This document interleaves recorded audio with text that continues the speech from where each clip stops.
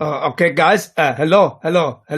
My name is Taleb Ased, and Ased Nassim Taleb, and I would like to talk about the issue of IQ, and I would like to talk about how basically this issue of IQ is just baby science, man. It's just child science. It's just the kind of science that you would do at the primary school, at the elementary school. These people, these psychometrics peddlers, they're looking for suckers for military, large corporations. They buy this. This is the best measure in psychology bullshit argument. It's not even technically a measure. It explains at most between 2 and 13% of the performance in some tasks. And these tasks are similar to the test itself, by the way. And it isn't even safe. It is something of statistical cherry picking by psychologists. It doesn't even satisfy the monotonicity transitivity required to have a measure. At best, it's a concave measure, and no measure that fails 80 to 95% of the time should be part of science at all. No such psychology, owing to its sinister track record with eugenics and with scientism, but that's about another day. We're not here to discuss this now. Hello, lovely boys, and welcome to this edition of the Jolly Heretic. Now, I received an extremely interesting super chat from, I forget now who it was, but I shall acknowledge that person later.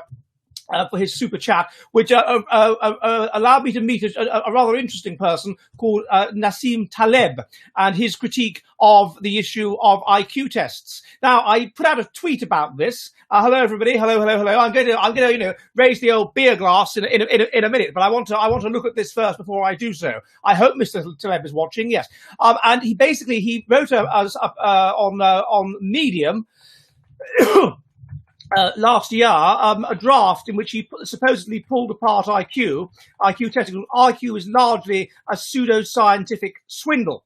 And I'll look into the language that was employed in that supposedly pseudo-scientific swindle later. But he made a series of allegations with regard to IQ testing, each of which have been refuted in detail. And in fact, I discovered that they have been refuted in detail by someone I know personally called Jonathan Palisson, who is from Denmark and is a genetics researcher. And he has, there's a very interesting article that he's done online called Taleb is Wrong About IQ, in which he investigated each of Taleb's claims in that Medium article using actual real data.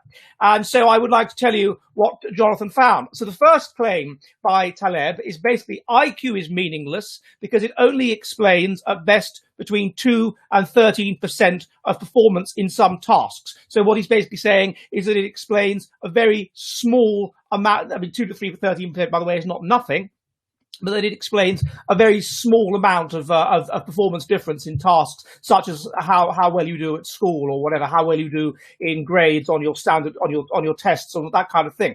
Now, Jonathan looked at the data, and what he found is that IQ explains about 35% of how well you do. So you can't. He's made a specific claim, which is that IQ explains only 2 to 13%. That is not true. That is an example of exaggeration. It turns out that when you look at the actual data, IQ explains, as with this one measure alone, which is how well you do on these particular set tests, about 35%. The second claim that he's made is that IQ beats random selection, but by less than 6%. So what he's saying is that, random selection is 50-50. Random selection is tossing a coin. So what he's saying is that he doesn't actually say what it is he's talking about, but he does say in a tweet that IQ is said to correlate 0.5 with your performance as an employee, and he says this is 6% above random. So again, Jonathan looked into this. He compared what was going on, and what he found was that was again not the case. IQ seems to explain about 0.66 to 0.7% of above random of how well you do in the world of employment. So not at maximum 6%, as Taleb claimed, but more like 6% above, but more like 16% or even 20% above random. So it is simply wrong, it is inaccurate, it is incorrect to say that it's basically random. The next thing he asserts is that is how much is IQ and income. He asserts, based on a graph that he puts up, that there is no correlation between IQ and income when you earn above $45,000 a year. Again, Jonathan looked at this, drawing on the National Longitudinal Study of Youth. And what he found was this is simply not the case. The correlation above $45,000 a year is about 0.3. So that's significant. It's a substantial amount of the variance, even at the high level of income, is predicted by IQ. And indeed, he found that when you plot this information out, every single IQ point you get, every single IQ point seems to increase income. So overall, although it's a small increase, the higher is your IQ, the higher will be your income. And this is the case even above a certain level. The next thing that he says, Taleb, is he talks about these fat tails. So this is the idea that you get some people whose IQ is not necessarily that brilliant, but they earn huge amounts of money or whatever. But that doesn't actually interfere with the correlation. You're always going to get outliers. So it doesn't interfere with the with the relationship that those outliers exist. The next thing he says in the article is that IQ mostly measures extreme unintelligence. So he claims that IQ has a correlation with traits of low IQ. Again, this is plotted, and it is found that for each IQ point, there's a 2.57% increase in IQ.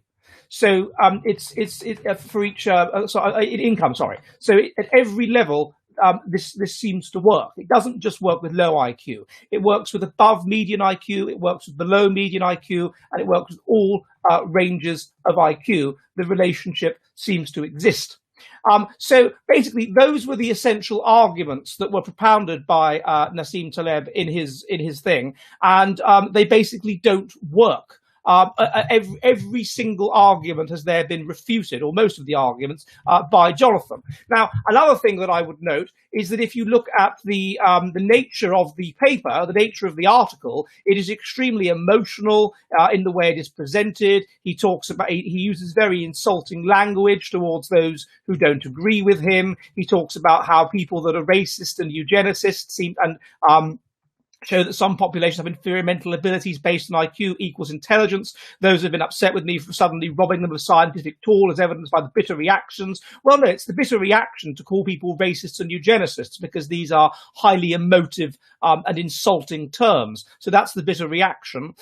He calls people, they've called him, some people perhaps have called him unpleasant terms, but he's clearly calling them unpleasant terms as well. He calls people that pursue IQ tests suckers, which is obviously an insulting term. He implies that that these people are worshippers of scientism, and they're not genuine scientists. He says it is at the bottom an immoral measure. He says an immoral measure. Again, that has absolutely no relevance to whether or not it is accurate or not. He says there is no statistical association between IQ and hard measures such as wealth. That is absolutely wrong.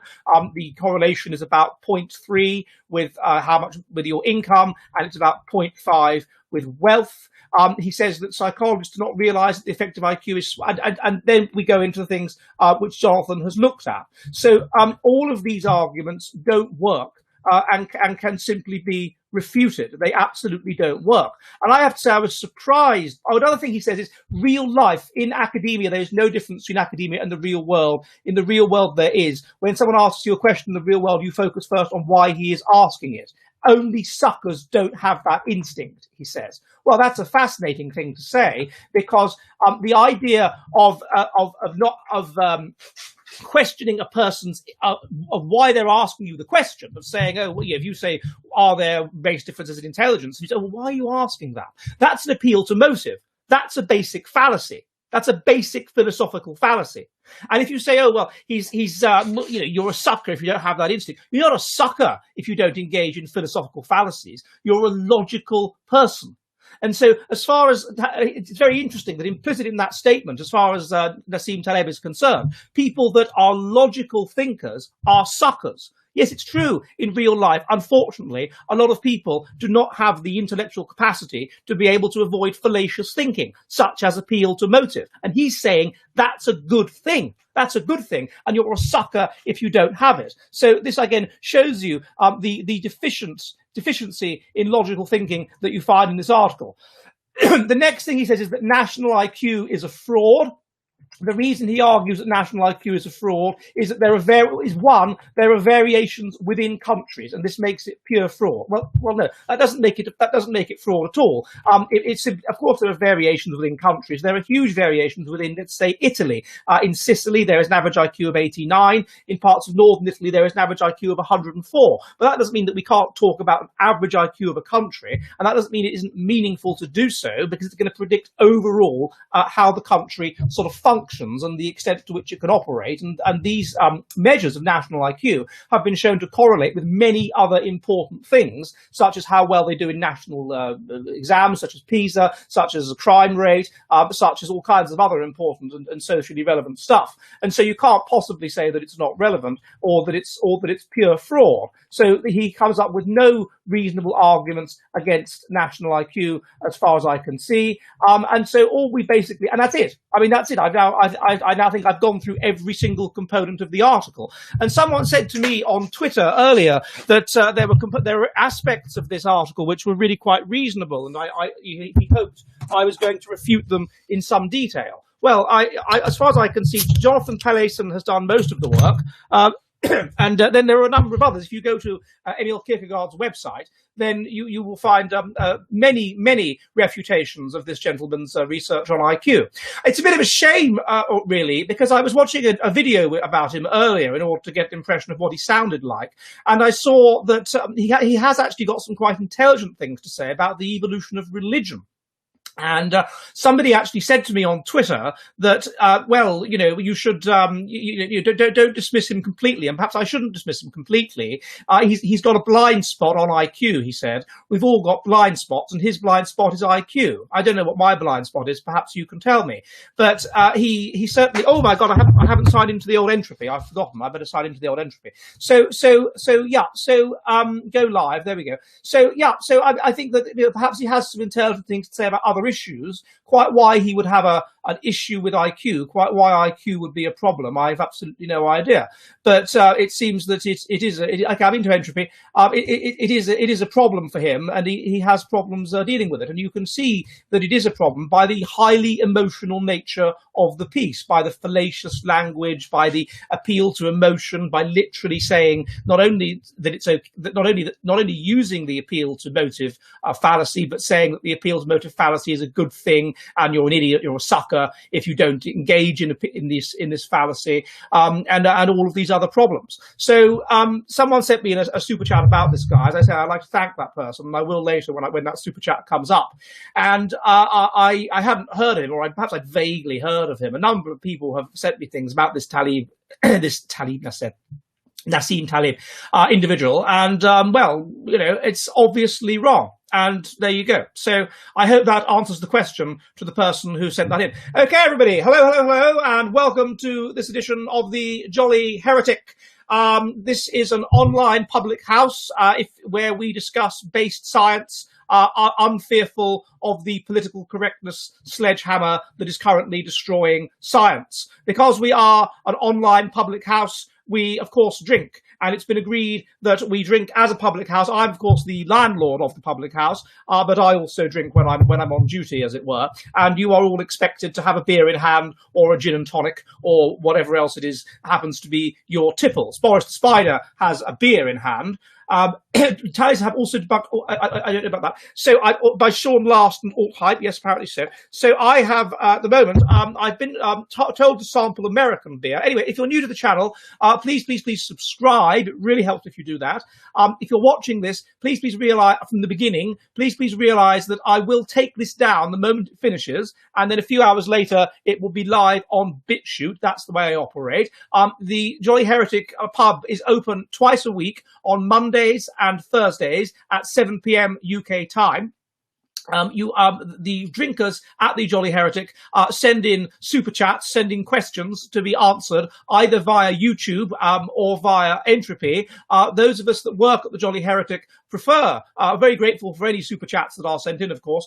We prefer that they are sent in via Entropy because Entropy is not YouTube and is therefore not evil, and it takes less of a cut, as it were. In addition, I should note that I do get quite a fair few questions, and so sometimes I don't get to answer them all in the week they are sent. That is actually a good thing, of course, because it means that then I can research them in detail. They're not simply my off the top of the head answer. I can research them in detail, and you will receive a detailed answer to your question the following the Thursday or the following Monday or whatever, where I have looked at the issue in considerable depth. So there was somebody that got rather cross with me last on BitChute because I hadn't answered either of his questions that were sent in the other day. I will, of course, answer those questions today, but that is because I get a fair few, and so obviously I want to give them the depth and give them the time and whatever that they deserve. So that's how it works. So if you have any questions, then feel free to send them in through either BitChute, through either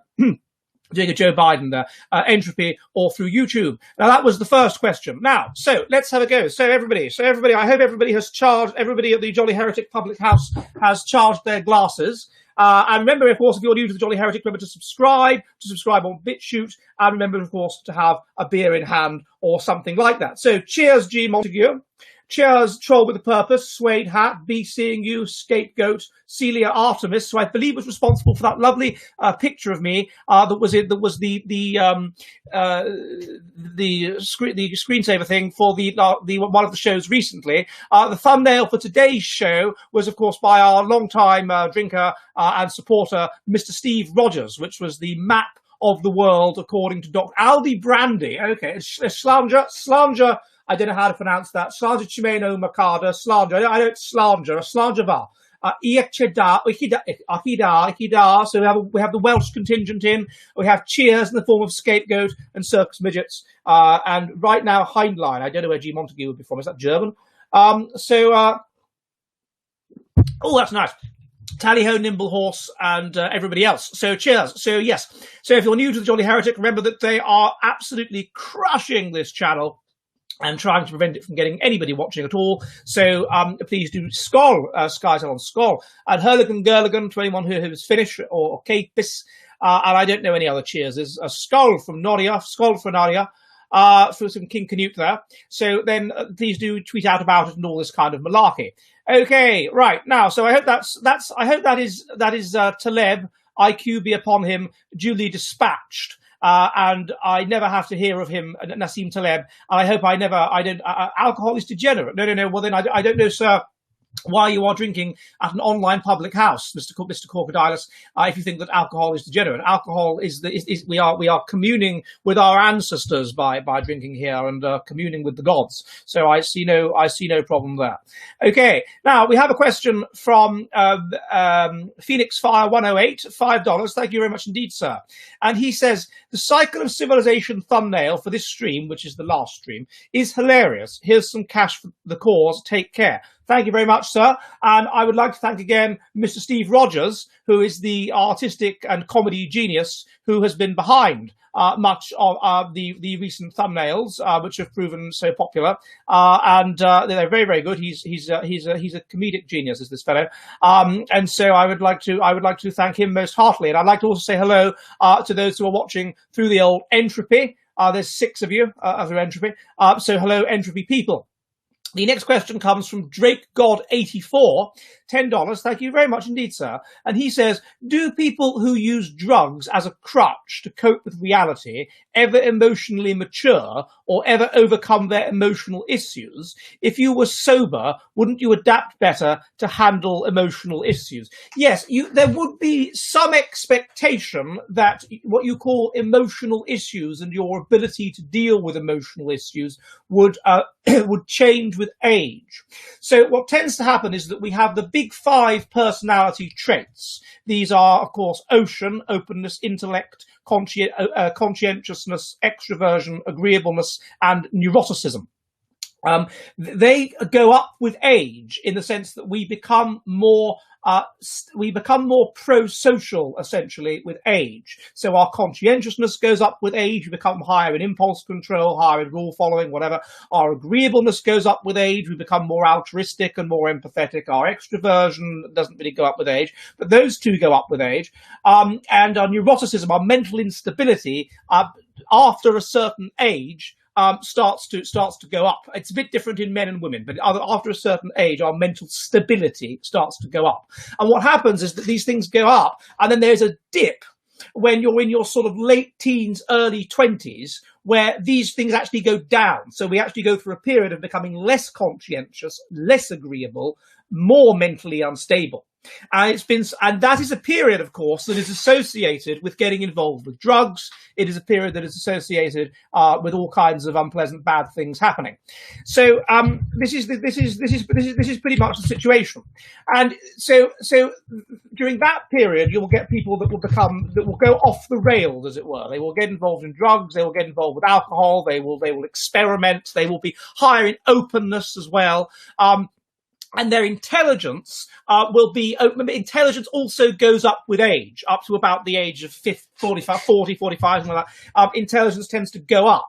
So you're at an age where your conscientiousness, which predicts impulse control and planning, goes down. Your agreeableness, which to a certain extent also predicts cooperativeness, impulse control, planning, following the rules, whatever, empathy, altruism, goes down. And your intelligence, your raw intelligence, is not that high yet. And intelligence is itself associated with with some extent, with rule following, with conformity, with social skill, with thinking about the future, with that sort of thing.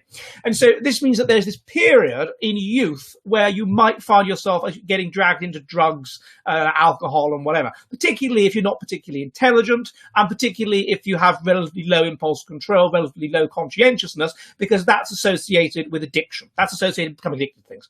And so therefore you can see how at that kind of age, certain people, particularly if they have quite low IQ or a not particularly pro-social sort of personality, will go off the rails and will get involved in drugs and drink and whatever.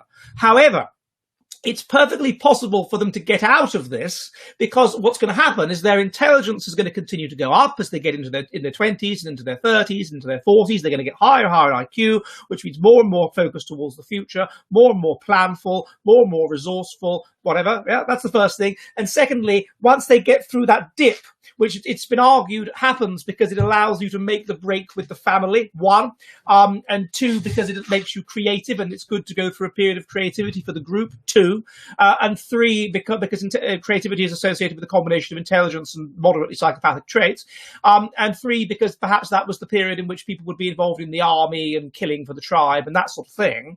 And so once you get through that, and you're older and you're looking after your family and things like that, then you start to become more boring, basically, more pro-social, more whatever. And then these things start to go up. And so it's perfectly possible that then, as your conscientiousness gets higher, your agreeableness gets higher, your intelligence gets higher, that you might make the decision to break with your drug habit, to break with your maladaptive lifestyle, and to change yourself. And in much the same way, I mean, if you think about the concept of mature students, a lot of these mature students that I knew when I was an undergraduate, they'd kind of got off the rails, and they'd talk about this, about how I dropped out of school at 16 and I couldn't be bothered and whatever. And then they've got to a later stage in life, let's say 20 years later, and they are about the stage often of intelligence, and to a lesser extent mature, certainly intelligence, of people who are 18 who are higher IQ than them, and so therefore they go back to university and they get a degree, but they do it later, and often they are considerably higher in conscientiousness and whatever than are the undergraduate students, of course.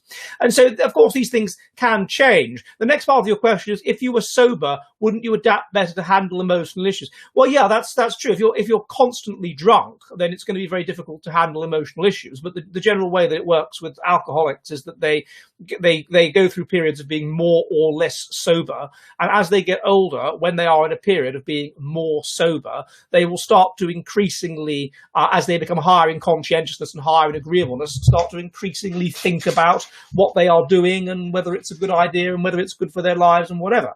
And so you can see how, as you mature, you would, although you might go through a phase of alcoholism if you were a certain kind of person, particularly mentally unstable or whatever, when you were young, you would become more mentally stable, you would become more conscientious, you would become more agreeable, and you're more likely to break with it. Now, once you were to get old, of course, it's possible that that kind of person, again, might become depressed about old age, and if they become depressed, the result might be that they turn to alcohol, and it hits in again. But certainly that there are ways with which, thank you, Mr. Thompson, there are ways with which this can be broken. So not all is lost is the key point.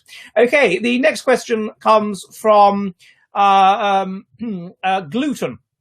Thank you, sir. $5. And he says, what kind of activities, hobbies and pursuits are typical of very high, long life history strategists, excluding religion, and are they highly social? For those who are new to the channel, we talk a lot about life history strategy on this channel. Life history strategy is the idea that we are all on a spectrum from fast to slow. Fast is an unstable ecology in which you live fast and die young, and consequently you are adapted to invest a great deal of energy in basically sex in order to pass on as many of your genes as quickly as possible before you get wiped out. That's fast.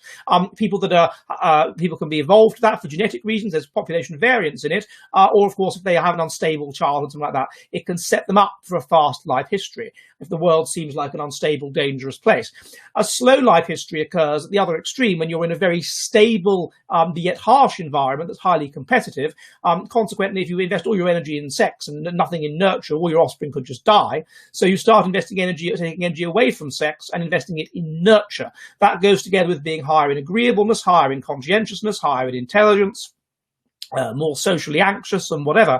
And so, those are the kind of traits that are associated in complex societies, particularly with doing better in life and with high socioeconomic status and whatever. So that's a slow life history strategy. And we're all on somewhere in between, and there's various different traits, the physical as well as mental. But that's basically the essence of what we're talking about. The gentleman's question is, what kind of pursuits and hobbies are associated with a slow life history strategy? Well, the answer is that slow life history strategy is basically associated with being middle class.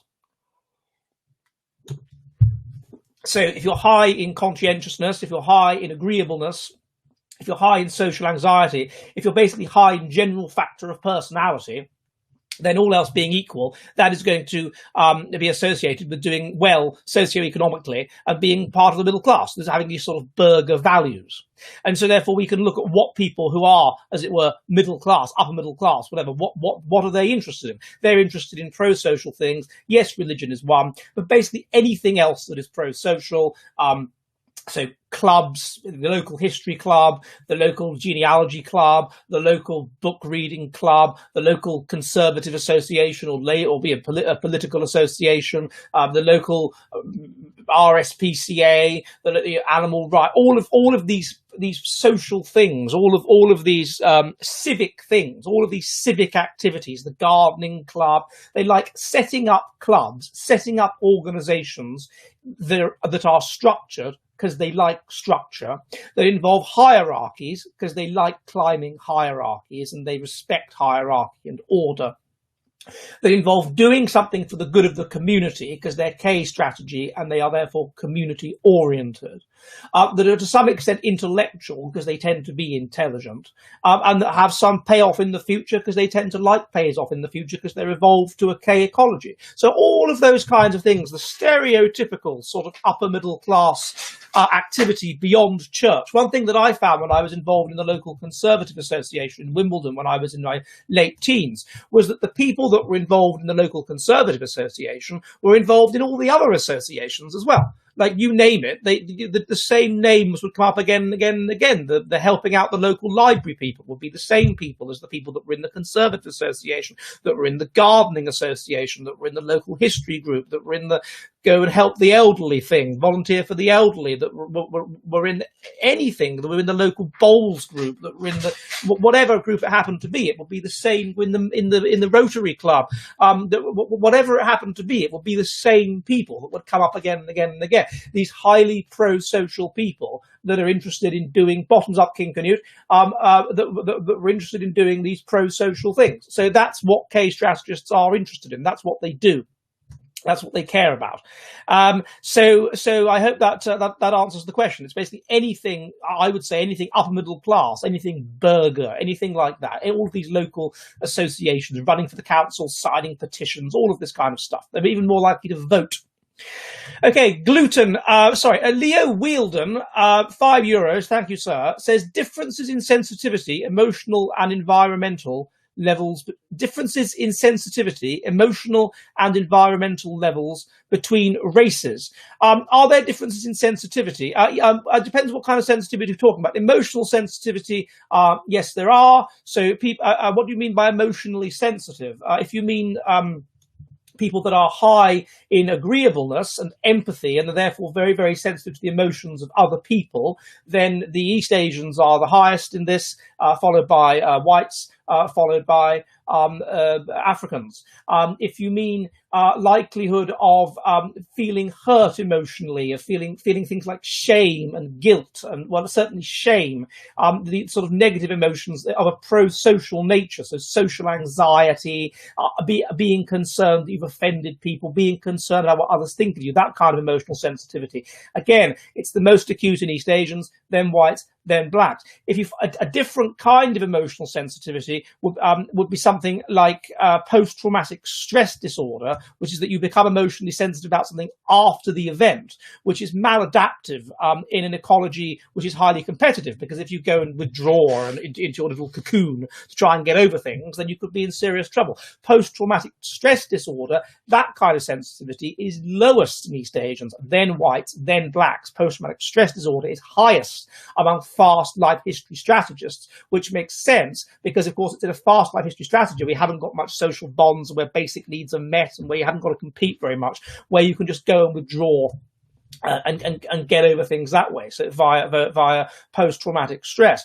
As for environmental sensitivity, if by this you mean sensitivity to external stimuli, being sensitive to external stimuli seems to be associated with sort of autism traits, things like that. So that is that's a different issue. That seems to be the other way round to some extent. So higher among blacks than and the least so among East Asians in some ways, but in other ways, things like disgust. There's some evidence that this is highest among Asians and lowest among blacks. So there's different kinds of environmental sensitivity.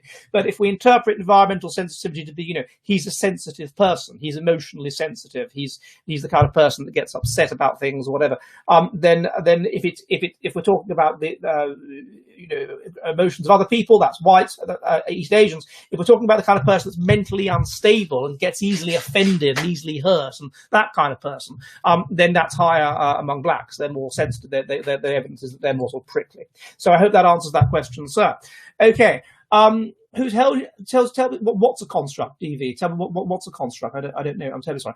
Okay. The next question comes from Leo Wielden, €5. Thank you very much indeed, sir. And he says, what kind of life strategy would Southeast Asian climate produce? They seem to be K-selective. Well, I've actually done a book about this sort of thing, sir, where I take to some extent the J. Philippe Rushton's life history strategy differences on races to different races, so to the 12 races of traditional anthropology. And I've also got a book coming out quite soon called Making Sense of Race, where I look at this in a lot more detail. As far as I can work out, Southeast Asians on most measures are faster life history strategists that I have, are faster life history strategists than whites on most measures, not on all measures. So it's slightly more complicated when you take things outside of the big three races.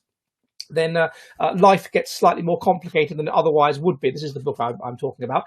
But on most of the measures that I came up with, they seem to go through life faster in terms, not in terms of age of puberty, but in terms certainly of the kind of personality, the kind of modal personality they have. They are faster life history strategists on a number of measures, though not all. Not on conscientiousness than are whites, but they're higher in conscientiousness, and equally South Asians are higher in conscientiousness. But on other and then they're also lower in extroversion than whites. But on other measures such as agreeableness, psychopathic personality, criminality, this sort of thing, they are more our strategy than whites. So it's a bit complicated, basically. So they are evolved to a specific niche, and this is reflected in the very specific strategy which they have adopted. And so it's on some things they are more K strategy than whites. On some things they're more R strategy. Even in something like intelligence, their average IQ is only about 8 points lower than the average IQ of whites. It's about 92. So you would generally expect them to be, not dissimilar to whites in terms of their sort of life history strategy, at least when taken out of their own environment. But certainly, when you do take them out of the environment, the data where you can compare them is Singapore. So in Singapore, you have a large Southeast Asian population, you have a large Chinese population, you have a large South Asian population. The Southeast Asian population, certainly they go senile younger than do than do the Chinese population. So that would be a marker of a faster life history strategy than the Chinese population. And when I've seen them compared to whites on a number of measures, such as the kind of women they find sexually attractive and things like this, then the evidence indicates that they are slightly faster life history strategists than whites as well. But as I say, it's very close. So it's not something that I would like to give a really, really firm answer to. But within those limitations, I hope that answers the question. Okay, the next question comes from Leo Wilton again. Thank you very much indeed, sir. And he says, €5. When religiousness returns to white people, what form will it take? Well, I'm doing some research on this at the moment. It must be understood that the people in the who are whites, the Europeans who are breeding. Well, let's make 2 points. The first thing is that this Black Lives Matter thing is in many ways a kind of religiosity. So it can be argued that religiousness has never gone away. What you have is a mutation of religiosity, such that rather than religiosity being adaptive and promoting adaptive things as that which is the will of God or that which gets you some kind of eternal blessing and makes you a good person, you promote maladaptive things as the will of God, or in some cases, or as that which makes you a good person and that which gets you the blessing of the group. So to some extent they've taken away God, but then you also get these sort of left-wing Christians, who have literally sort of, they mix Christianity with wokeism, with sort of these Marxists in a mitre, like the current Archbishop of Canterbury. And there you just get maladaptive things that are the detriment of the group, such as putting foreigners over yourself or whatever, and you make those into the will of God. And so you could argue that religiousness, that maladaptive sort of death cult, which is the death of your race, of your group, and which is the death of humanity, that has been maintained. That's still there, although I appreciate that there's a degree to which it's not religious because there's no belief in in most cases, there's no belief in a spiritual world or God or whatever. That's the first point. The second point is, as regards to what kind of religiousness it will be, well, we simply have to look at who is breeding. Who among white people is breeding? So the first group of people that are breeding are simply people that have low IQ. The kind of religiousness that they have is a sort of mishmash of different things which they think are interesting. I believe that we're all spirits in the body at the end of the day. You know what I mean?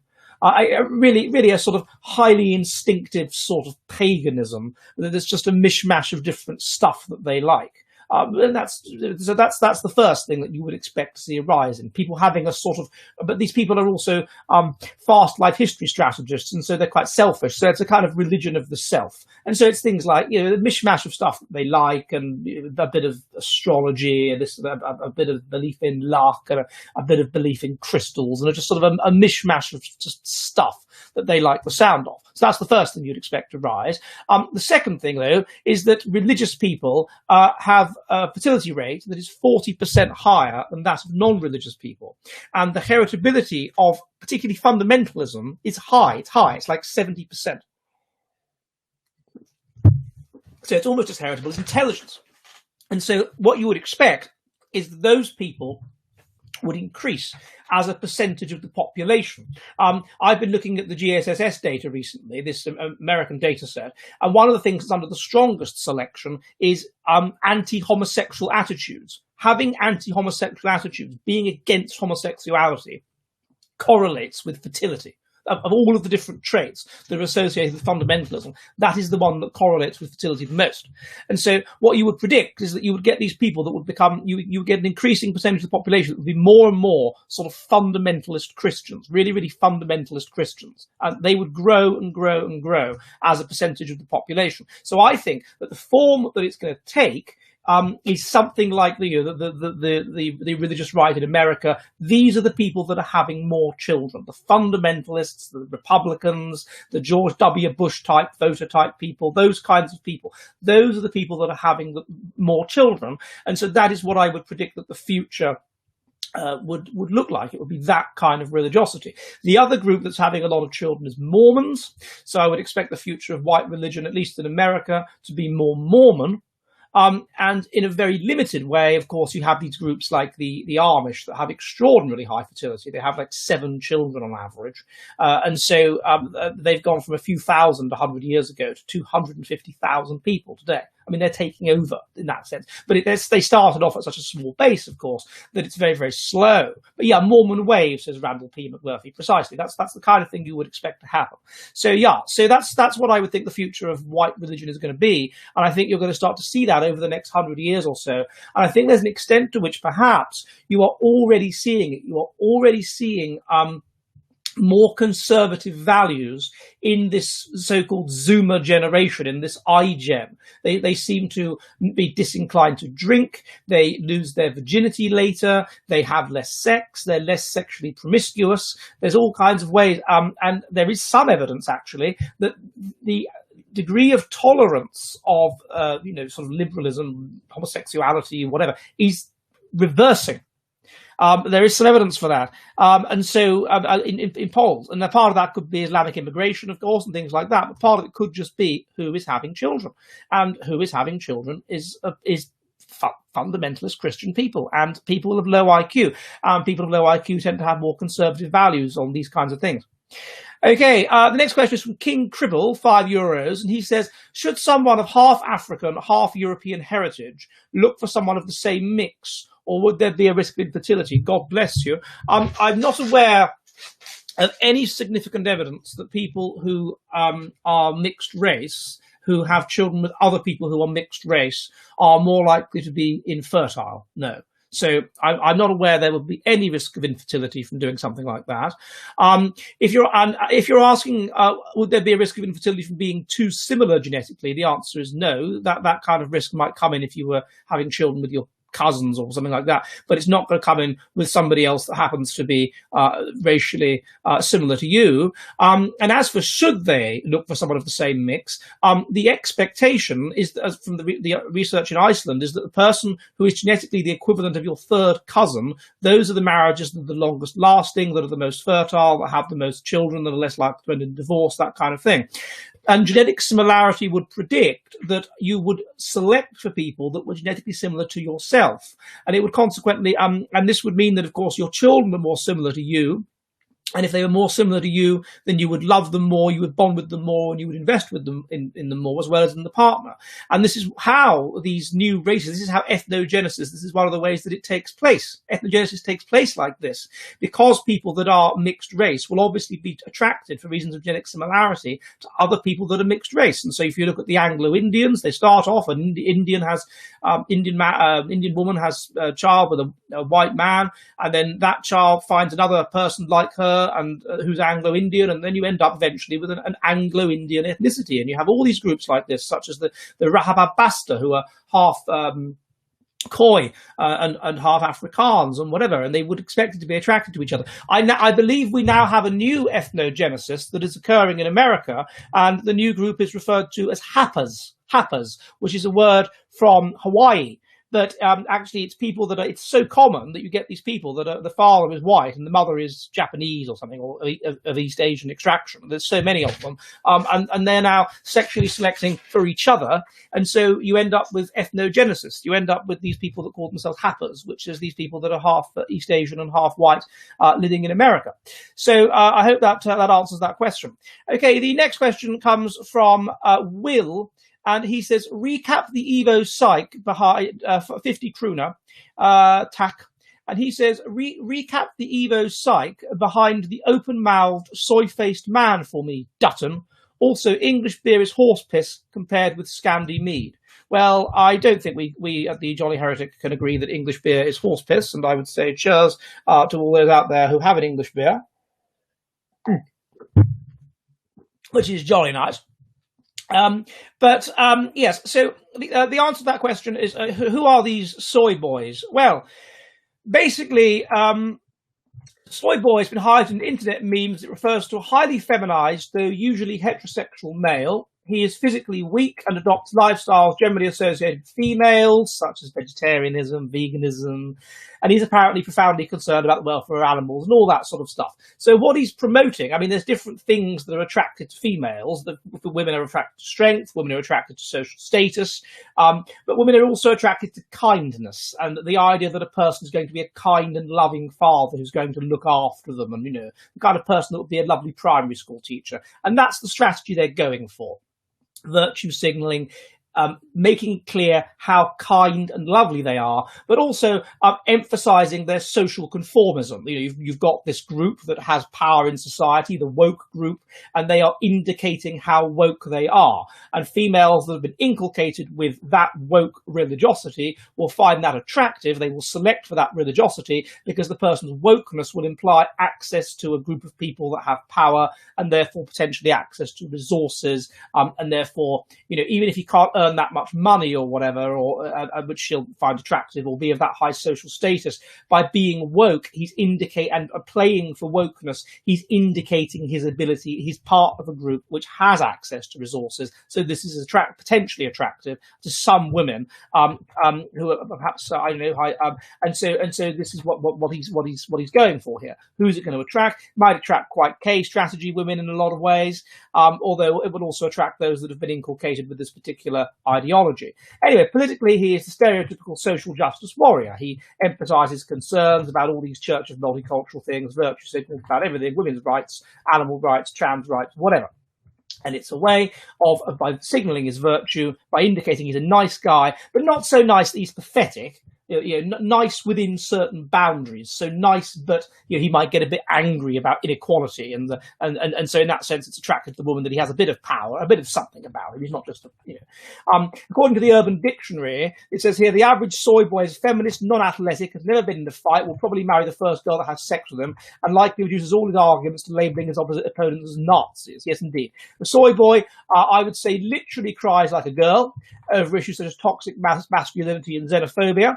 This was exemplified on 29th of January 2020 when the European Parliament debated and then ratified the bill permitting Britain's exit from the European Union. Something I've written here. Male Labour member of the European Parliament, Rory Palmer, who is married with a daughter, was pictured almost in tears being consoled by a masculine-looking female MP. Now, the term soy boy comes from the fact that they're vegetarians, they eat soy, and it was believed that soy can reduce your sex drive because it contains a lot of estrogen. Whether or not that is true, the soy boy is this slightly feminized, leftist, metrosexual man. And when the term became popular, of course, people online became outraged, saying, oh, it's terrible. It's the people that are saying this are Nazis. How dare they say this? And of course, a visceral reaction like this implies cognitive dissonance. It implies they're triggered. It implies whatever. So in some ways, then, the soy boy can be considered the European version of the sort of herbivore man that you see in Japan, somewhere like that. You know, the semi-man, the not quite a man that has these leftist values. Of course, these values are individualist, though, in a lot of ways. They are individualist sort of values that he espouses, but he also seems to be high in pro-social traits and in wanting to get on in the society. And I wonder if that's why, actually, you know, high in investment, high in nurture, and therefore you might expect him to want to have children, actually. And I wonder if that's why, you know, there was that study a while ago which found that it was the far right and the far left that had children. And I wonder if that's what's going on. If you've got these K strategy men, these soy boys, basically, and they're very high, very low in masculine traits, but they're very high in nurturing sort of traits. And so consequently, they want to have children, and they do have children. And so it's a sort of an evolutionary strategy they have adopted. Okay, the next question comes from SA, 27.99 Canadian dollars. Thank you very much indeed, sir. And he says, I tried to explain Locke's natural rights to a friend and the way governments infringe them. He asked me, do you really believe what you're saying? He made me question my own sanity for believing in liberty. Yes, that's a very good point. I've had my own sanity questioned in that way. So I'm a believer in free speech, and I would assume that any reasonable person would believe in free speech, because if we suppress free speech, then that is the road to dictatorship. That is the road to not being able to question our political masters. That is the road to not being able to solve problems that might be for the good of humanity to solve. That is the road to perdition, to question free speech. And in about the late 90s, I heard terms used on TV such as that libertarians were die-hard believers in free speech, or terms that new Labour politicians would use, like free speech fundamentalists. And the idea being that no sensible person could possibly believe in free speech. Believing in free speech, that's the road to Nazism, that's the road to the Holocaust, that's the road to death camps, that's the road to war. No sensible person could believe in free speech. I then read a children's book on, and it was called something like A Young Person, A Guide to the Far Right, or something, and it was aimed at children. And it had a picture of some far-right councillor. And it said, this person believes in free speech, even if it hurts the feelings of other people.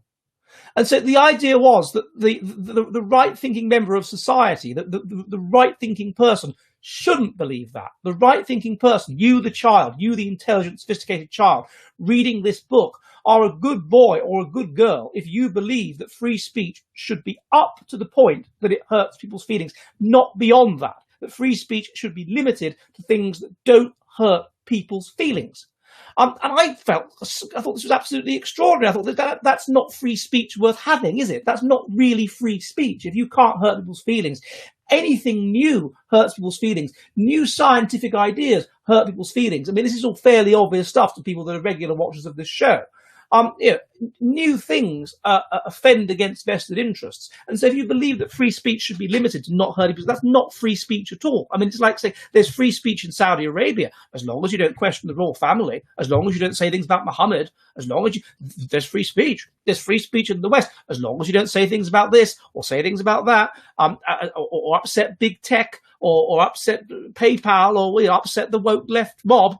Otherwise, it's free speech. No, there isn't free speech. If there's some border which says that you can't talk about certain things, you can't say certain things, and certain things are offensive to certain people, and so you can't say them, that's not free speech. And so yeah, I found myself completely. I thought this was absolutely extraordinary, but I've noticed it within my lifetime. This slow idea that we go to a point in Britain where you'd be sitting on a bench and someone would say, "Can I sit there?" And you go, "That's a free country." It means, yeah, sit down. No one would say that now. We've moved away from that, particularly under New Labour. We've moved away from free speech. What's going on today? I want to get up to 800. What's going on? I hear the number of people doing things tonight. So anyway, I'm not happy about that. No. There you go. Right. The next question comes from Artesian Falmer. And he says, why is it that one of the biggest growing clans in the world is geared towards sibling marriage? Is it a group genealogy gone wild, or does it have an advantage? I'm terribly sorry, sir, but if you're watching, I'm not aware that there is a growing group in the world that is geared towards sibling marriage. I can only assume you mean that you mean cousin marriage, and in certain Islamic areas such as Bangladesh, Pakistan, Somalia, you have cousin marriage, and you also have cross cousin marriage because their parents are cousins, their grandparents are cousins, their great grandparents are cousins, and so the level of genetic similarity is so close that you're effectively marrying someone that's extraordinarily close to you. So is it a group evolutionary advantage gone wild? Does it have an advantage? It does have an advantage, two key advantages I can think of. The one is that if you have some kind of adaptive advantage to your ecology, it absolutely ensures that adaptive advantage will be passed on to the future generations. It also means that you are going to have children that are going to inherit double doses of spiteful mutations and whatever that's going to make them ill, but that doesn't matter because you've got a 50% child mortality under pre-industrial conditions, and so those children are going to die anyway. So it means that every generation you're going to get the only survivors are going to be the children that are highly genetically fit and who are absolutely adapted to that particular ecology. That it ensures that whatever advantage you have as a group in your particular ecology will be passed on because you marry someone that is very, very similar to you. The second advantage comes in terms of group selection. So you are fighting against other groups. The group that is more likely to survive is the group that is high in positive ethnocentrism and high in negative ethnocentrism. If you live in an environment like Somalia or to a lesser extent Pakistan or Bangladesh, there's no strong evolutionary pressure from the environment towards ensuring a K strategy, towards ensuring people are agreeable and conscientious and things like this, and therefore they will cooperate with each other internally, and they will fight off the aggressor externally. There's no reason for you to be able, therefore, to build up strongly bonded groups that will fight against outsiders. Therefore, if you're confronted with these strongly bonded K strategy groups that, like whites, that will fight against outsiders, you will be destroyed. And so therefore, there will be an advantage to coming up with a way of artificially making you ethnocentric beyond an environment that is failing to select you to be ethnocentric. One of the ways you can do this is cousin marriage. If you have cousin marriage, then men who are individualistic and low in trust can be persuaded to invest in their children, because even if they have been cuckolded, the children will still be relatively genetically similar to them. So that's the first advantage of it. The second advantage of it is that you will trust people that are highly genetically similar to you, such as your cousins, over outsiders. So you're more likely to trust that your cousin won't cuckold you. Therefore, you will be this will reduce intermale violence. It will reduce paternity anxiety, and therefore you will elevate the level of cooperation. The third reason is that if you are low in cooperation, you'll be more likely to cooperate with people that are highly genetically similar to you. And what you create over generations of cousin marriage is a group of people who are highly genetically similar to each other, who are extremely genetically similar and who are extremely genetically different from outsiders, and therefore more likely to be internally cooperative and cooperate with each other because they're all very genetically similar, and to fight off outsiders because the outsiders are highly genetically dissimilar from them. So that is the evolutionary advantage to cousin marriage, and that's why cousin marriage has evolved in certain environments. And what you would expect is for that desire, that, if you like, that sexual desire for your cousins, to be hereditary, and so consequently you would expect people to from those kinds of groups to actually be attracted to their cousins. I mean, I find the idea of banging either of my female cousins quite revolting. And I mean, I'm not saying that my cousins are ugly or anything, but I wouldn't want to have sex with my cousins. And I'm sure most of you out there would feel the same way. But when you get into those kinds of situations, then cousin marriage becomes an advantage. There's an evolutionary advantage to beyond cousin marriage. Because I mean, you've got cousin marriage in England. Charles Darwin married his cousin. But I'm talking about cross-cousin marriage. I'm talking about generation after generation after generation of cousin marriage. Yes, everyone press the like button. If you're new to the Jolly Heretic, please remember to subscribe. Please remember that we are here on Mondays and Thursdays at 7 p.m. UK time, 2 p.m. New York time. You can send super chats here at Entropy below, or through the older YouTube. I will answer them. If I don't answer them this week, I will of course answer them next week, or in the next show. At the end, this is taken down and it is put on BitChute. Yes, we are an online public house, so please obviously have your beers at the ready. Okay, the next question comes from Jordan Gold, and he says, further away than a third cousin is race mixing. This is a reference to the Icelandic paper, Helgason et al., which found that the optimum in Iceland, where of course people are all quite closely related, for ensuring a happy marriage, doesn't divorce and whatever, and it's highly fertile, is that you marry your third cousin, and therefore presumably also your equivalent. And this is why we know from J. Philip Rushton's research that people will tend to select for genetic similarity in their partners to a greater extent than could be the case by chance. They will also select, indeed, even in their friends for a greater degree of genetic similarity than could possibly be the case by chance, because it's a way of indirectly passing on your genes, and it's also more of your genes, and also it ensures that you're more bonded with the person and more bonded with your own offspring. So, I don't know, there may well be some societies where they are so closely related that, yes, indeed, beyond third cousin is something like race mixing, or at least ethnicity mixing. Yes, you're quite right, sir. Okay, the next question comes from highiq.com, and he says, $5, thank you, sir. Can we get visual aids or a presentation on symmetrical versus non-symmetrical phenotypes? My eye is not trained as much. Oh, well, that's a good idea. I'll try. Perhaps I will for one of the thumbnails for one of the next live streams. I will talk about symmetrical versus non-symmetrical phenotypes and where they come from. Although a lot of people on here will be familiar with that, and I will see if I can find an image that is there. But I mean, basically, if you just type in Antifa photo, you will see an asymmetrical phenotype. And if you type in patriotic alternative photo, then you will see lots of symmetrical phenotypes, or Christian photo, you will see symmetrical phenotypes, and it's quite obvious what's going on. I'm phenotypically delicious, says G. Montague. Burrican says agreed. Thank you, sir. By the way, imbibers at the Jolly Heretic. So we last week some people were becoming a bit black-pilled about the old Donald Trump situation and the old Joe Biden situation. And now we have this new news that he's corrupt, that Biden is corrupt, and that, of course, Twitter and Facebook and whatever have tried to suppress, particularly Twitter, have tried to suppress this information. Does anyone think that this is going to change things in Trump's favour from their black-pilledness last week? Does anyone think it's going to be good? It's going to help, or are we doomed? Black-pilled Celia Artemis means something bad. Something bad's happened. Something that makes you despondent and despair. Do we think it's going to help that this has been discovered, or that this new stuff has been? Is this going to be like the Hillary Clinton emails moment? Yes, says Coughing.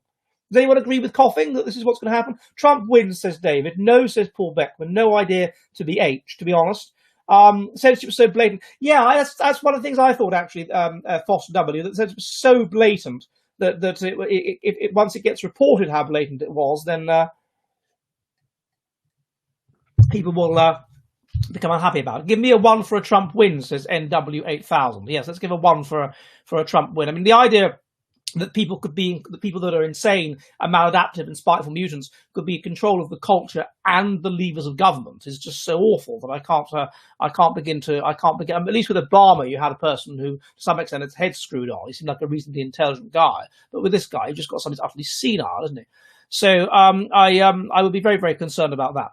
Right, the next question comes from Hard to Watch.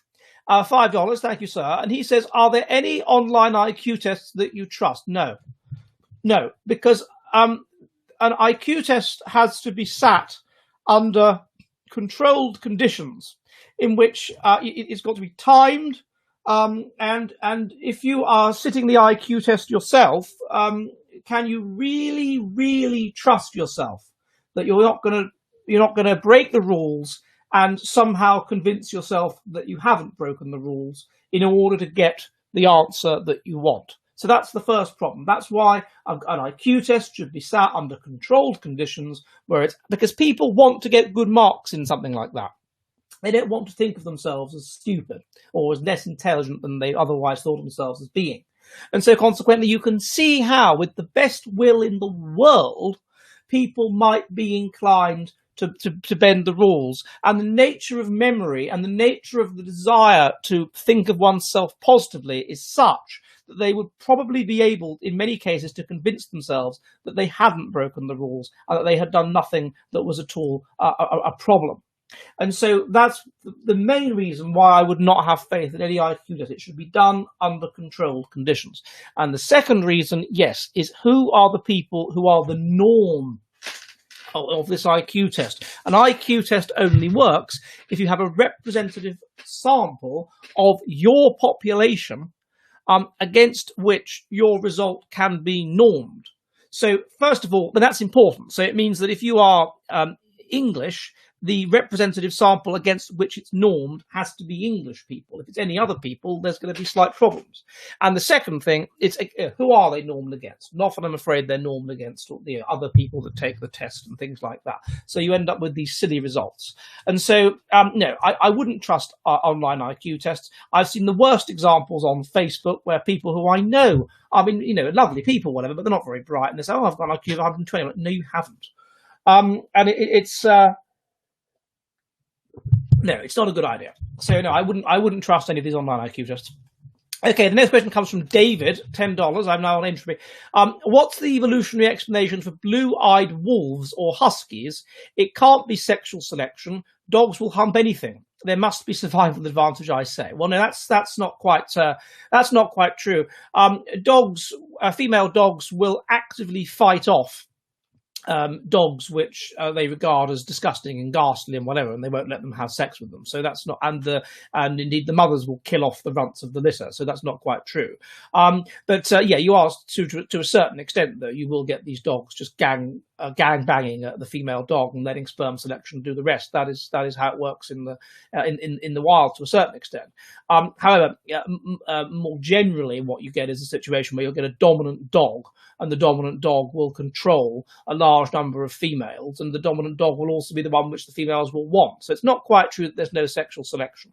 However, I can see that I can't see any particular reason why blue eyes would be selected for in husky dogs. I can't see how it would help them. And so and you do get actually many cases of not husky dogs, but other breeds of dogs where they'll have one blue eye and one brown eye and things like that.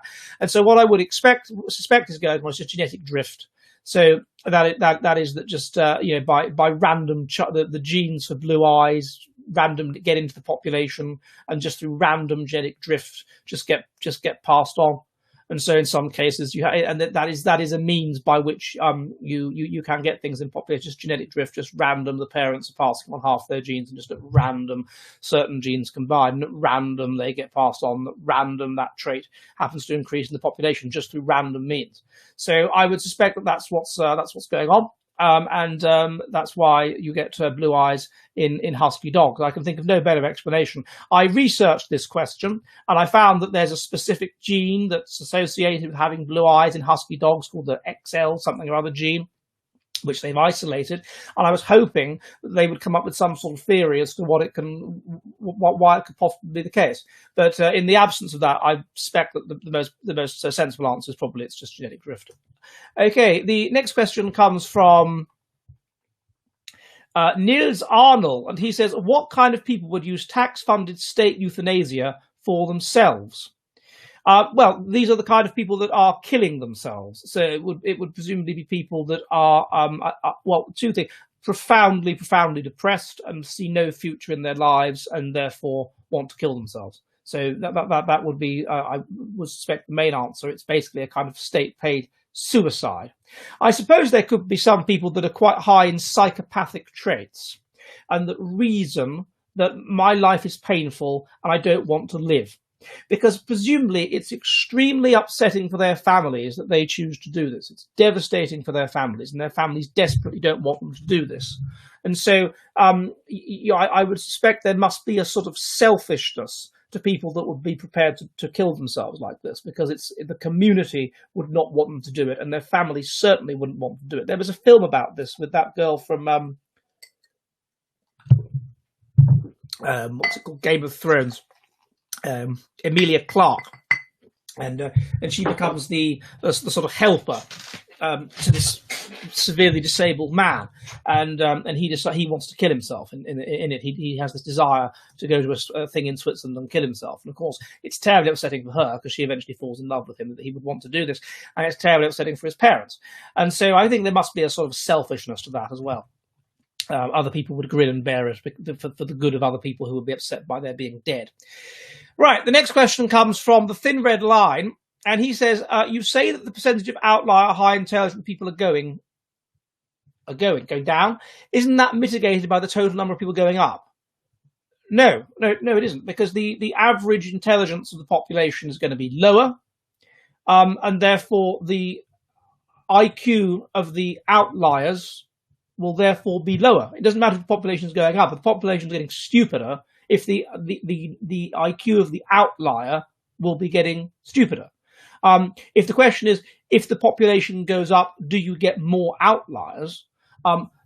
If you're asking me, does it become more genetically diverse? Do you get more outliers? That might be true. You might get more outliers, but if it's getting stupider, they won't necessarily be highly intelligent outliers. They could be low intelligent outliers. And that could balance against the benefit of the high intelligent outliers, that you have low intelligent outliers. And also the key point is that it's not if you're asking me, is the fact that we're getting lower in IQ mitigated by population going up? Well, no. If we get lower in IQ, we're just a stupider population that's less able to solve problems, that's less future oriented, and is less able to achieve things. We just have lots of people that are like that. So, I mean, if that were the case, then a big country with a low IQ like Nigeria would be as efficient as a small country with a high IQ like Finland. Obviously, it isn't. Okay, the next question comes from Kit. $3, thank you, sir. Are the faces changing or are the paintings? This was a reference with what I started the last show with, which was the evidence that the nature of these paintings across time in Britain, from the National Portrait Gallery, from the late 16th century to 19th and 20th centuries, are becoming more agreeable. That's true. It's hard to tell. On the one hand, it could be that the people are changing, and this is being reflected in the portraits. On the other hand, I think this is more likely, it is that the people are changing, and they are changing in a way which means they are more pro-social and they desire more pro-social traits in people, and consequently the people are making the portraits less realistic in order to make the people seem nicer, in order to flatter the people and flatter the individuals, and as a kind of propaganda. So you're quite right. There's two dimensions to this which could be going on. I would suspect that it's significantly the latter, because it strikes me that some of these portraits from the 18th century, they do all look the same. They are painted to this kind of social ideal. Whereas in the you don't see that so much in the 16th century and the 17th century. They're probably more just what they look like. Okay, the next question comes from Jacko Slapbase. Thank you, sir. £4, and he says, "Is emotional intelligence a thing?" Yeah, it's a measurable thing. I think I've done a paper on this actually. Emotional intelligence. There's a metric you can give people. You can ask them to solve social problems. You can ask them to rate the emotions in faces, things like that. And there are differences in it, and there's a sort of a G factor in it. And it is a real thing. Emotional intelligence is basically, to a certain extent, it's partly just agreeableness. It's the personality trait agreeableness, which is reducible to empathy.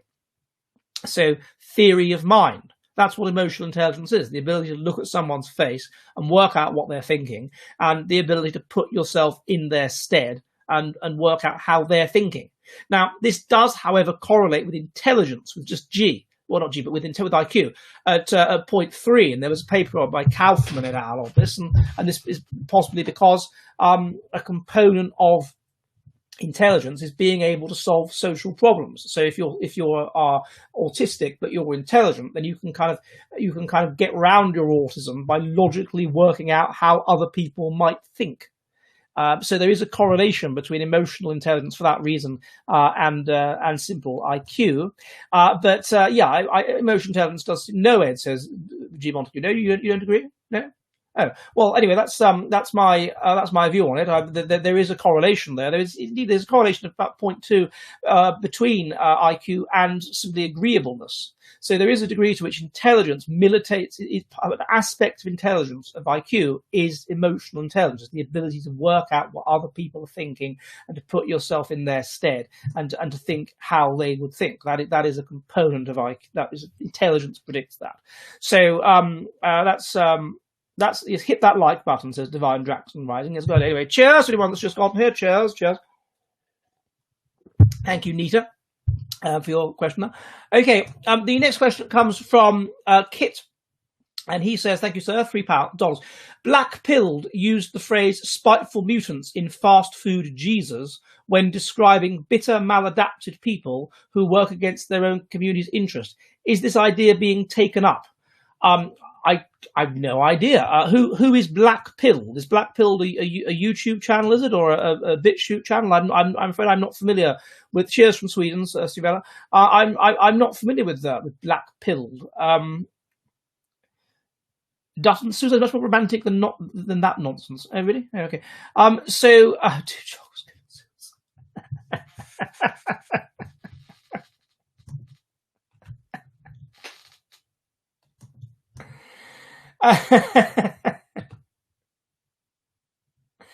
There's There's some very lovely boys on the chat, today. Some very lovely boys. Mr. Devon Stack. Oh, I see. There's some very naughty boys as well. I will look into that, sir. I will research that for you. Although I can tell you from off the top of my head that the answer is no. They have a low suicide rate, and there are good evolutionary reasons why they have a low suicide rate. But they do. I will look at that anon. But they do have a low suicide rate. Okay. The next question comes from. The idea is I suppose it is being taken up. Yeah, I guess it must be. I must search for the word spiteful mutant in Twitter and see if people are talking about it. I guess they must be. Okay, Guzin Lanzarotti, $3. Thank you very much indeed, sir. He says, what do you think the effect will be of millions of Chinese in Africa if they inbreed? Will it change cultural aspects of the continent? Oh, for sure. If Chinese people go to Africa, they are. I've done research on this. They are much higher in ethnocentrism than Africans, in positive and negative ethnocentrism. And so my suspicion would be that they wouldn't inbreed. My suspicion would be that they would remain quite separate. However, rather like the whites did, although to a lesser extent, to a greater extent than the whites. So you'd be unlikely to get a sort of Sino-African climb. And I would suspect that it would obviously they would basically colonize it and they would make it highly organized and whatever. And this is happening. And you've got basically Chinese-run schools there now in parts of Africa. You've got kids that are learning, Black Africans are learning Chinese. And they will do to Africa basically what the British did to Africa. Although I imagine because they are higher in negative ethnocentrism than the British, they will be less kind to their subjects, and they're also even more genetically distant from the Africans than the British are. So I would think, the whites. So I would think there are many reasons to have a sense of foreboding. I would have a sense of foreboding if I was an African about millions of Chinese people coming to Africa. I wouldn't think it was a particularly positive development at all. It may make it richer. It may improve aspects of life in that way, but I'm afraid that I must ask at what cost for many Africans that live there. Okay, the next question comes from Gustin Lanzarotti again. For $5, thank you very much indeed, sir. And I add that I saw your comment on the old BitChute. I'm sorry I couldn't answer your questions last week, but I'm afraid I get a fair few, and so I like to give them the time that they merit. And I like to make sure I've got the right answer, and so that's why often I find myself answering the question in the next show sometimes. And he says, do you believe in ghosts? I do think some people are sensitive to the energy and able to see them, like my late mum. Others, like me, aren't. My mum saw the ghost of a pilot in Biggin Hill picking me up at 1 a.m. from my part-time restaurant job in 1997. It's very, very interesting. I wouldn't say I believe in ghosts. I am open-minded to such things. My erstwhile colleague, Michael Woodley of Manille, has done a paper in which he looks at the evidence for the paranormal, and he argues that the arguments that are used against the paranormal are at least as fallacious, if not worse, than the kind of arguments that are used against race. So I wouldn't simply dismiss it out of hand. And I think that's why some of these people like Isink and Woodley and whatever, these kind of high IQ types, because they're high IQ, they're very high in openness to new possibilities, which is a component of intelligence, that you're open to new possibilities, so therefore you can better solve problems because you're open to possibilities to solve the problems that others aren't open to, and therefore they tend to be interested in such things. I'm interested in it. I've written a number of articles for the Fortean Times.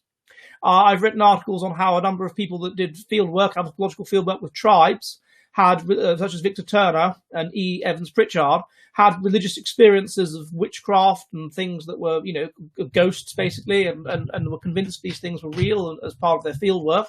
I once hypnotized 3 Latvian cultural anthropology students in the basement of a castle in northern Latvia, which was supposedly haunted.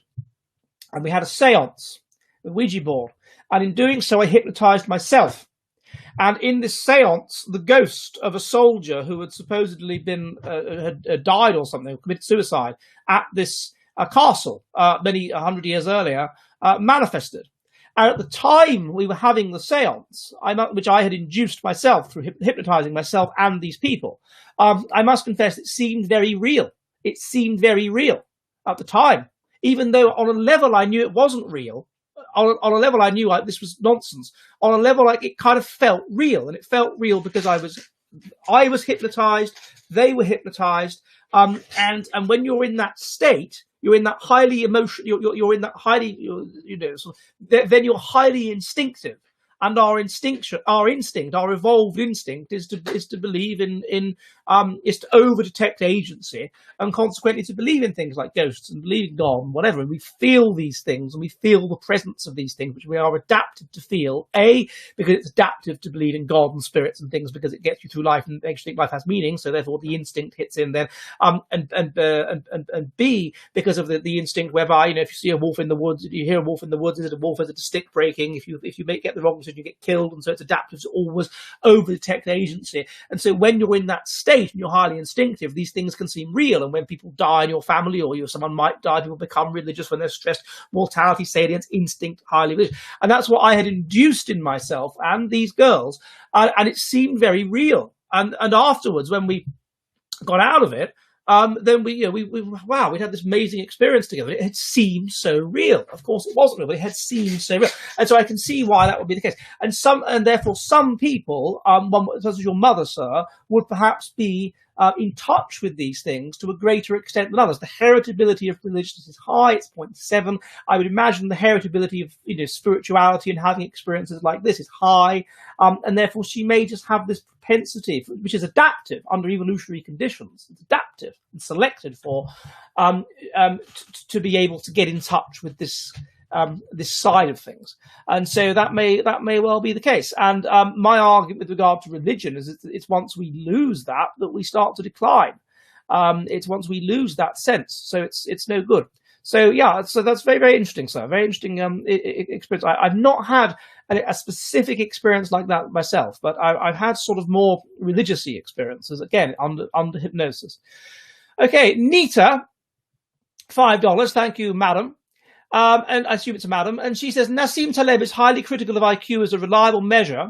Any chance you could do a show that gives counter arguments to Nassim's critique? And then she gives me the link. I don't think it's the kind of thing I'd like to do a show on, because if I did a show on, I'd have to take it off YouTube. But as you know, I have done the beginning of this show, about 20 minutes anyway. So basically, I've done a show on it, and that will and I have pulled them apart. And thank you for your question. It really inspired me. I thought it was absolutely fascinating. And that's I hope we've dealt with the issue of Nassim Taleb. Okay, Pi Eater 108, £5. Thank you, sir. Says, we all have noticed the prevalence of white women at BLM protests and other nonsense. Is there a way I could explain this in a palatable manner to people unfamiliar with terms such as agreeableness, conscientiousness, etc., in a palatable manner? A palatable manner. I don't know how. Do you mean palatable in terms of feeling nice, or just like without using agreeableness and conscientiousness? I would just basically say women are higher in pro-social traits, therefore women are more conformist, therefore women are more likely to be sucked into whatever the dominant way of thinking is at the society in a given time. Secondly, women are more likely to suffer from depression, and more likely to suffer from anxiety than men. People like that are more likely to be concerned about not conforming and the consequences of not conforming, and therefore they are more likely to conform. B. C. Women are adapted to a patriarchal society and are more likely to do maladaptive things that aren't in the interests of themselves or their group when the patriarchy is taken away. And can I think of another reason why they're sucked into these? And D.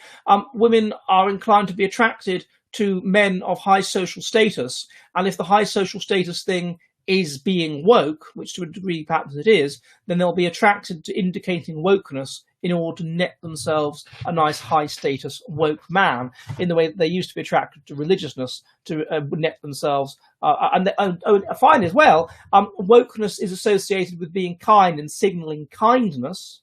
And women would want a man who was kind and would invest in them and their offspring, and they might perceive wrongly in my view, but they might perceive wokeness, or at least some degree of wokeness, as a marker of that. And therefore they would be attracted to wokeness because they would want to get a woke man, because they would see the woke man as having potentially higher status and being a better father. So you can pick and chat that. I hope he sees super chats from before the show. Oh yes, Elijah Woods. Yes, I saw your super chat, in fact. Okay, the next question comes from Andre. What's your opinion on the IQ Irish question? Do you think Ireland should be reincorporated into Ulster, UK, considering their recent path? I've done a video on the Irish IQ, sir. I don't know if it's still on YouTube. I think it might just be on BitChute. And so you can find that there. And the evidence at the moment is that the average IQ of the Irish is 95, compared to an English IQ of 100. This seems to be going up. So it used to be 93, 92. It's probably going up because of a combination of the Flynn effect, and so Irish life becoming, richer, better education, less religious, things like that. So it goes up, and also because Ireland industrialised later, meaning it entered dysgenic fertility later. What I would predict on that basis is that eventually we would get to a point where the white Irish IQ would be higher than the British IQ, because Irish dysgenics has been happening for less time, and I think that might already be happening. Because there's evidence that from the PISA results, there's no difference, or even that the Irish do better than the English. So I think what actually perhaps the younger generation of Irish possibly might be more intelligent than the younger generation of English, but that's yet to be proven. I think that might be the case. Should Ulster be incorporated? Should Ireland incorporate back into Ulster, UK?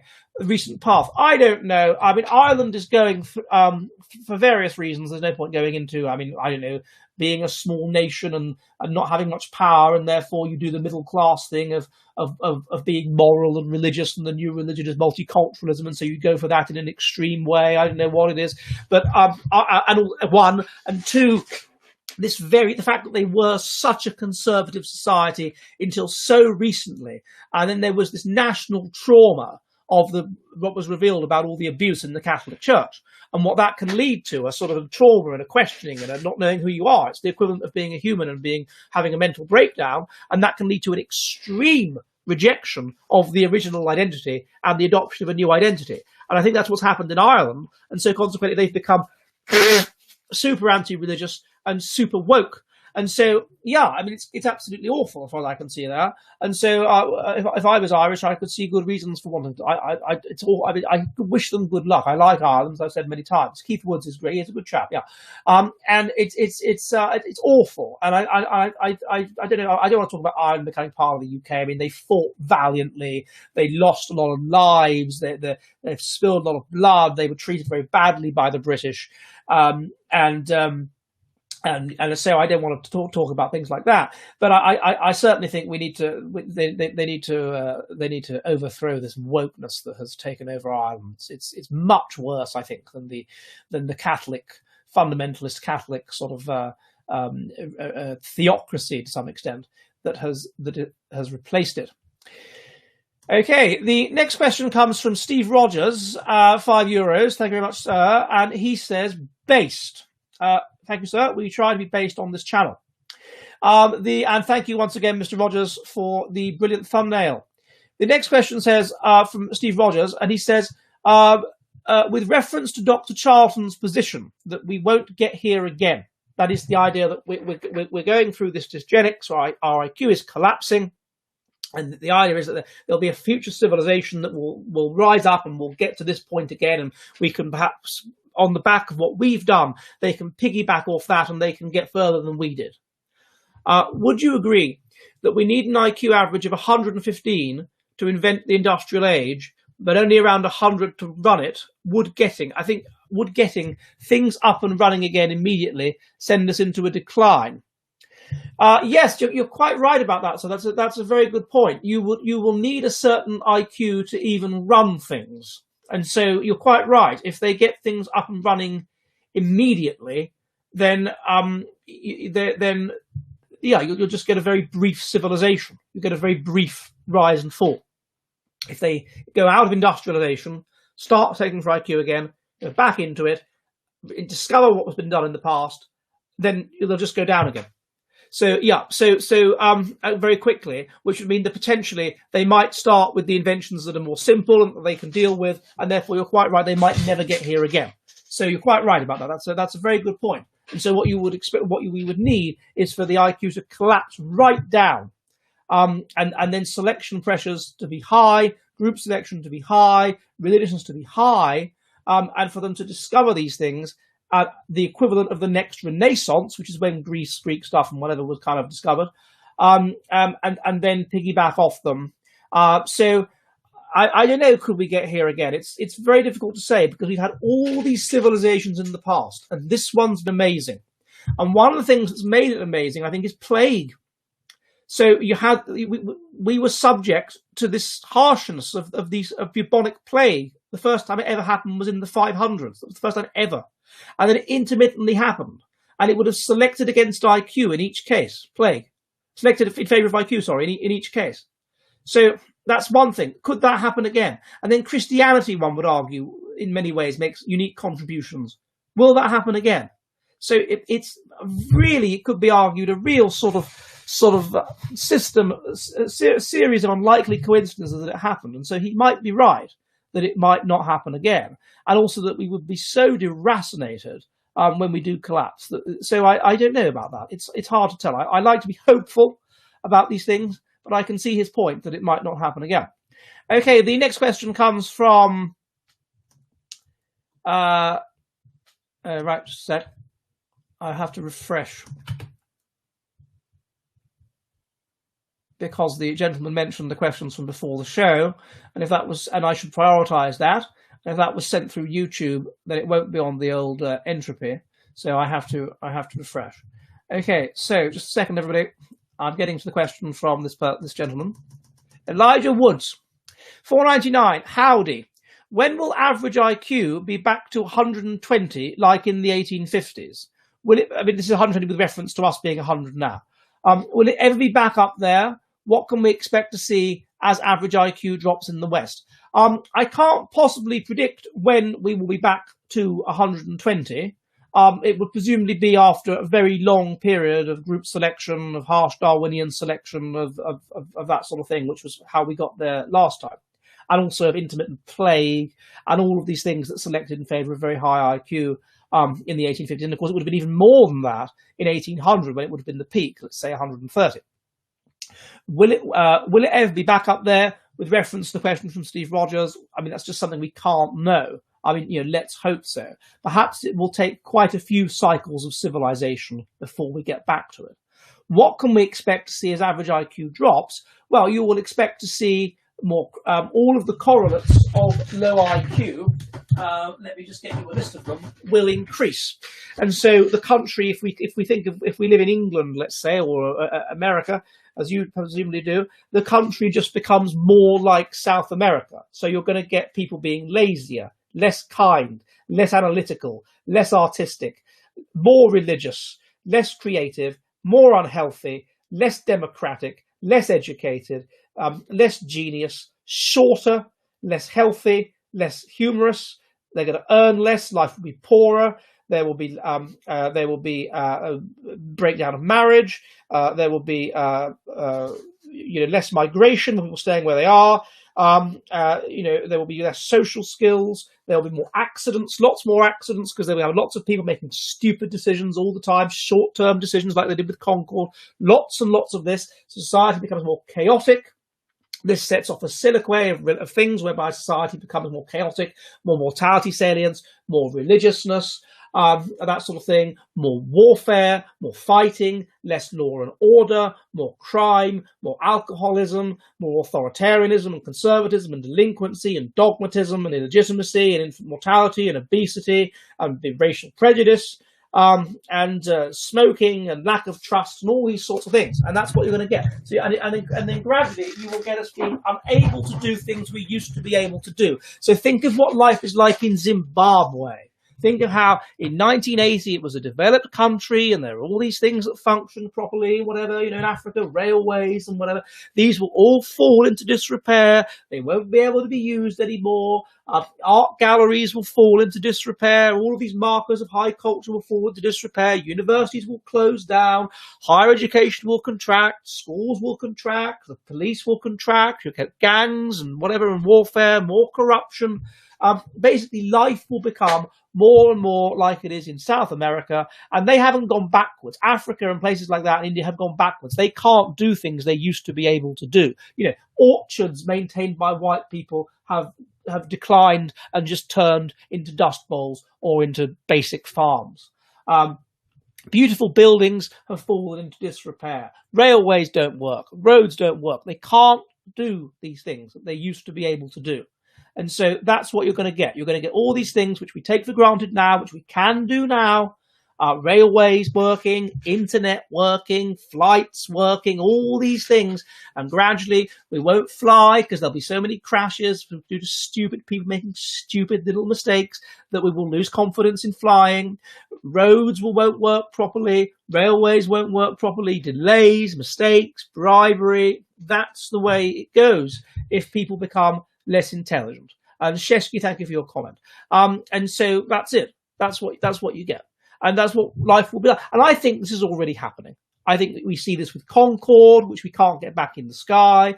We see this with the space program in terms of serious leaps, which we've basically stopped doing since the Challenger disaster because we fear people dying. That's also a religious thing, that we're so individualistic that we fear death and sacrifice. But also it's that we can't be sure that some stupid mistake won't be made. We'll see more and more of people. So that's another thing.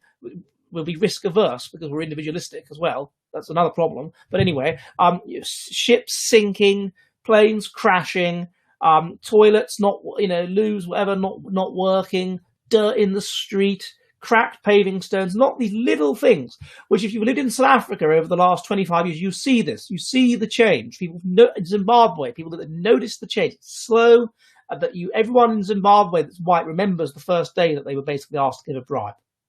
And that's like a turning point. That the first day you have to give a bribe to get something. And in less developed countries, bribery is endemic. It's everywhere. Somebody said to me the other day, an academic from the third world who I have done research with, he said to me, if I send you how much money, could you put me as a co-author on one of your papers, please? And he thought nothing of this. And he sent this through a university email address. Thought nothing of it. So that would be the future that one would prognosticate, sir. Okay, the next question comes from Ryan Thompson, $3. Thank you, sir. And he says, R.I.P. Eddie Van Halen.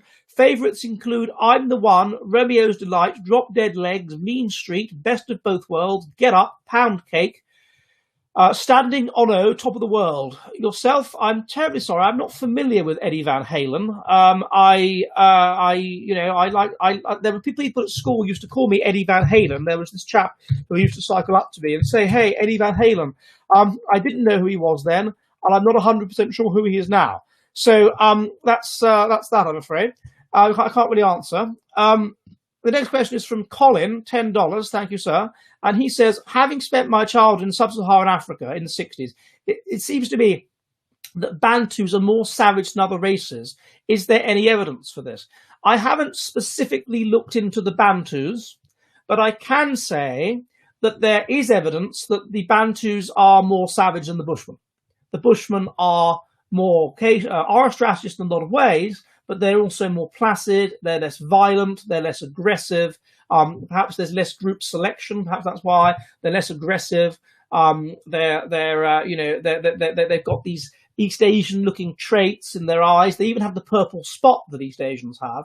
And they are known from anthropologists to be quite kindly, welcoming, unaggressive people. So it may be that the Bantus were subject to sort of harsher group selection than were these tiny bands, because they were farmers or pastoralists, than were these little bands scattered around of Bushmen. And so consequently, the Bantu were therefore selected to be more positively ethnocentric than the Bushmen, and therefore more aggressive. Certainly, the way they treat the Bantus is not very nice.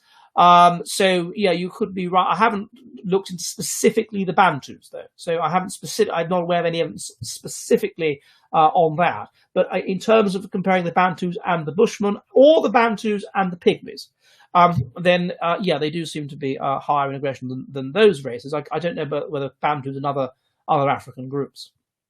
Okay, now on Monday I have a very special guest for you all, and that guest is a lawyer called Gavin Bobby. And if you aren't familiar with Gavin Bobby, then do look at his YouTube channel, and he has a very interesting video on what is happening at the moment or has happened to Laura Towler and Mark Connett of Patriotic Alternative.